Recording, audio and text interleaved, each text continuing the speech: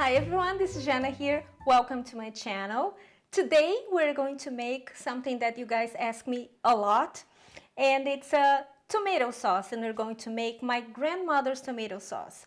I understand that every family, everybody, every region, every country, they have their own tomato sauce. I'm going to show you the way I make mine most of the time because I also adjust and change, but basically it's how I make it. And I am going to use here canned tomatoes because depending on where you live, it's not available the perfect tomatoes to make tomato sauce. I know, but hear me out. The good tomato to make tomato sauce, it has to be not too ripe, otherwise it's going to develop acidity if it cooks too much, and not too green because otherwise it will get bitter and watery. So this is one thing. The other thing is that it has to have a lot of meat as opposed to seeds. So the best way to do that is you head to your local store and then you buy the best San Marzano tomatoes you can get your hands on. This is perfect because it means that it's the perfect tomatoes to make tomato sauce, and also because it doesn't have too much water in the can. So let's go. All right, I have here a cast iron pan because I happen to like the rustic taste that it gives to the food. And to that I'm going to add olive oil. But hold on, I know I don't like to cook with olive oil, but this is an exception amongst many others that I make on this channel. But because we're going to cook in a low heat, okay, low to medium low, and that makes a lot of difference if you're cooking with olive oil. Once it's hot, you add your mirepoix. You add salt.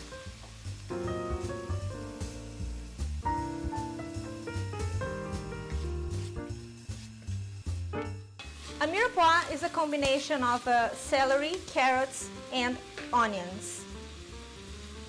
And what it does to the sauce here is that it's going to add natural sugars and more flavors, and of course more vitamins, and that is very good. And you are going to stir it for 20 minutes in medium low heat, okay? Of course you're not going to be stirring all the time, but keep an eye on it. I want this to completely draw out all the water, and I want the Maillard effect. You remember we talked about that.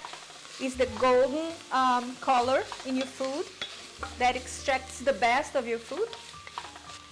All right, now we add the tomatoes.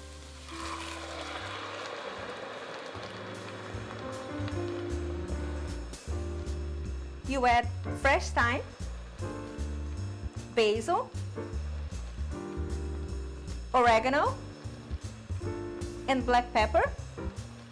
I'm using whole tomatoes, to which I'm going to crush it lightly because I don't want this to cook as a paste, because if it does, it will get stuck to the bottom and it can burn. It's going to melt everything through because we're going to cook this sauce for about 2 hours, maybe more, depending on the tomatoes. Sometimes they're firmer, sometimes they're a little bit more soft, so you're going to be the judge of it.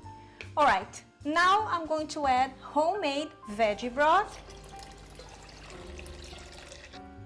Now you add garlic powder, and we are going to let it cook in a low heat. I was going to say medium low, no, but it's in a low heat.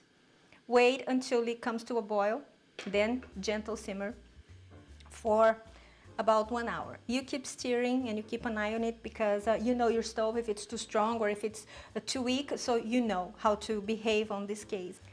Also, very important, we are going to add fermented soybean.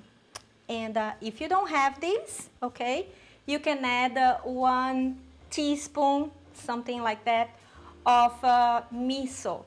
Okay, miso paste. If you don't have miso paste, you go easier on the salt at the beginning and then you add soy sauce or mushroom powder. Because what does it add to the sauce? It adds that sweetness, that umami. It's the bridge that connects the acid, the sugar, the salt and all the flavors together. So it's important. My grandma, she used to use Parmesan crust. She used to dump it in a pot and let it cook with a tomato sauce. Of course, I'm not going to do that, but I have found a perfect substitute, which is the fermented soybean. Not paste, but fermented soybean. And voila, now I'm going to take care of my sauce.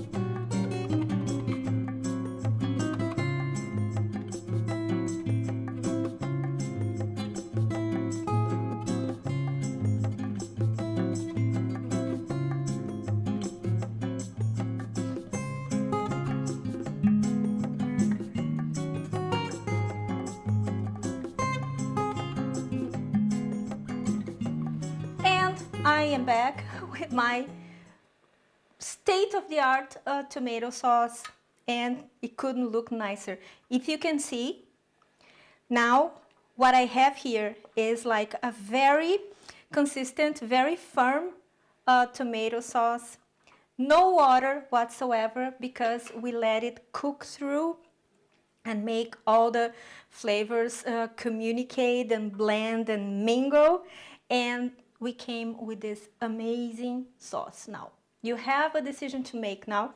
You can add a little bit more of fresh basil if you want, so it adds a little bit more color and freshness, or you can skip this part. But what you have to do right now is to adjust the salt. I have tasted before, and it needed a little bit of salt.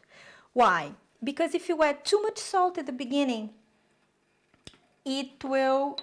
the water will evaporate, and then you will end up with probably a very salty tomato sauce, and we don't want that. So you add a little bit at the beginning along with your mirepoix, and then you adjust it later. And this is what we have here. And I am very, very happy. And this is it for today. There's not going to be any taste test, because I will use this in a future video to make a very nice recipe for you guys. And I see you next time. Have a great week. Don't forget to subscribe to this channel. I forgot to say that at the beginning. And if you want to support this channel, check on my Patreon. And to my patrons, I love you guys. You're awesome. And don't forget to check on my merch, because I will be donating part of my profit to my animal local shelter. I will link down below the animal local shelter that I will be donating to. And I see you next time. Have a great week. Bye-bye.